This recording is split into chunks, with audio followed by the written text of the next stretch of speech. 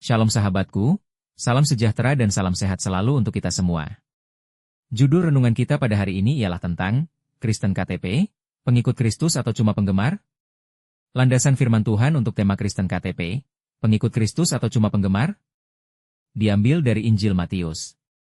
Demikianlah sabda Tuhan, bukan setiap orang yang berseru kepadaku, Tuhan, Tuhan, akan masuk ke dalam kerajaan sorga, melainkan dia yang melakukan kehendak Bapakku yang di sorga. Matius 7 ayat 21. Pendahuluan, realita yang menampar. Saudara-saudari yang dikasihi Tuhan, kita hidup di zaman ketika status Kristen sangat mudah disandang. Cukup dengan mencantumkan satu kolom di KTP, kita langsung dianggap umat Kristiani. Tapi mari kita jujur, apakah kekristenan kita hanya sebatas formalitas administratif? Apakah iman kita hanya sekadar simbol budaya, bukan gaya hidup? Hari ini, kita harus berani bertanya, apakah saya ini benar-benar pengikut Kristus, atau cuma penggemar Yesus? Kita sering merasa aman karena sudah Kristen sejak lahir, atau karena aktif pelayanan, bahkan karena kita dikenal sebagai orang gereja. Tapi Yesus sendiri dengan tegas berkata, bukan setiap orang yang berseru kepadaku, Tuhan, Tuhan. Pernyataan ini bukan hanya mengejutkan, tapi juga menggetarkan jiwa. Mengapa? Karena ternyata ada orang-orang yang terlihat religius, terdengar saleh, tapi tetap ditolak masuk ke dalam kerajaan sorga. Kenapa? Karena mereka tidak melakukan kehendak Bapa. Kekristenan bukan soal penampilan luar, tapi soal ketaatan hati. Kekristenan bukan sekadar deklarasi, tapi dedikasi. Kekristenan bukan tentang hadir di gereja, tapi hidup sebagai gereja. Yesus tidak mencari fans, tapi dia mencari pengikut. Yesus tidak pernah memanggil orang untuk sekadar jadi penonton.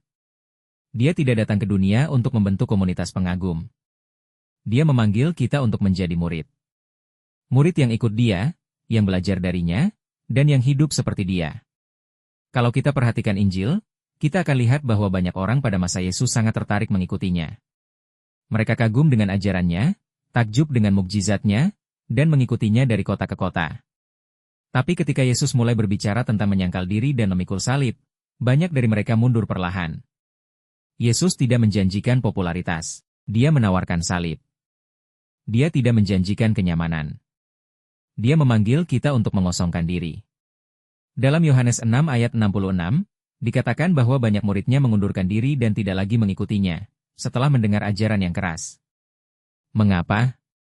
Karena mereka ingin Yesus versi berkat, tapi tidak sanggup menerima Yesus versi pengorbanan. Mereka penggemar, bukan pengikut. Hari ini, banyak orang juga suka Yesus yang memberi berkat, menyembuhkan, menolong, dan memulihkan. Tapi ketika Yesus mulai menyentuh area dosa, kesombongan, kerakusan, atau gaya hidup yang tidak kudus, banyak orang mulai menghindar. Mereka ingin Yesus sebagai penyelamat, tapi menolak Dia sebagai Tuhan. Kristen KTP, identitas tanpa inti. Fenomena Kristen KTP bukanlah istilah baru. Ini adalah istilah yang menggambarkan orang yang secara administratif terdaftar sebagai Kristen, tapi secara spiritual tidak punya relasi yang hidup dengan Kristus. Ini adalah mereka yang namanya tercantum di database gereja, tapi hidupnya tidak mencerminkan Injil. Kita mungkin dibaptis, diberkati, bahkan dimakamkan secara Kristen, tapi itu tidak berarti kita dikenal oleh Tuhan. Tuhan tidak mencari statistik gerejawi. Dia mencari buah. Dalam Matius 7 ayat 16, Yesus berkata, dari buahnya lah kamu akan mengenal mereka. Jadi pertanyaannya bukan, apa agamamu, tapi, apa buah hidupmu? Apakah kita benar-benar mencintai firman Tuhan? Apakah kita berjalan dalam pertobatan?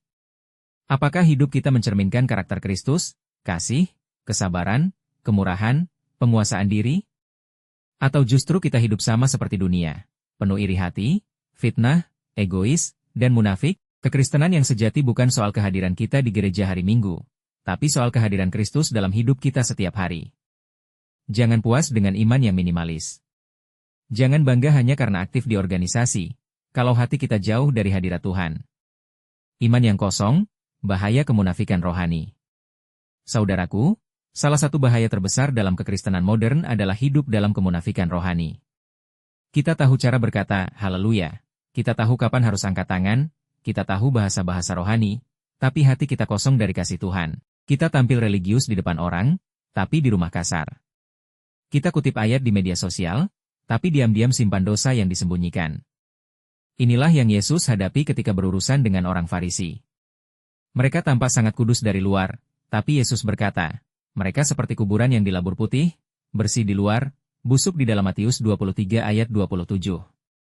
Yesus tidak pernah tertipu oleh penampilan luar. Dia melihat hati. Dan dia masih melihat hati sampai hari ini. Jangan menipu diri sendiri dengan merasa baik-baik saja, hanya karena orang lain menganggap kita rohani. Yang penting bukan apa kata jemaat atau pendeta, tapi apa kata Tuhan. Hari penghakiman bukan soal reputasi, tapi realitas. Tuhan tidak terkesan dengan ibadah, tapi dengan ketaatan. Yesus tidak tertarik pada bentuk ibadah kita kalau tidak disertai hati yang taat. Matius 15 ayat 8 berkata, bangsa ini memuliakan aku dengan bibirnya, padahal hatinya jauh daripadaku. Berapa banyak dari kita yang rajin menyanyi di gereja, tapi hidup dalam kepahitan? Berapa banyak dari kita yang rajin melayani, tapi diam-diam menyimpan dosa? Tuhan lebih peduli pada hati kita daripada performa luar kita. Lebih baik hidup sederhana tapi taat, daripada tampil rohani tapi penuh kepura-puraan. Tuhan tidak mencari kesempurnaan, tapi Dia menghargai pertobatan yang jujur. Dia menghormati hati yang remuk, bukan citra diri yang mulus. Pertobatan sejati, kunci mengikut Kristus. Pertobatan bukan hanya perasaan bersalah. Pertobatan adalah perubahan arah. Dari yang dulu mencintai dosa, menjadi membenci dosa. Dari yang dulu hidup seenaknya, menjadi hidup dalam ketaatan. Dari yang dulu mengikuti keinginan dunia, menjadi mengikuti kehendak Allah. Saudaraku, kita tidak bisa mengejar dunia dan mengejar Tuhan pada saat yang sama. Kita harus pilih, Tuhan atau ego kita? Salib atau kenyamanan? Kebenaran atau kompromi? Yesus tidak pernah bilang ikut Dia itu mudah. Tapi Dia janjikan satu hal, hidup yang sejati. Hidup yang berbuah.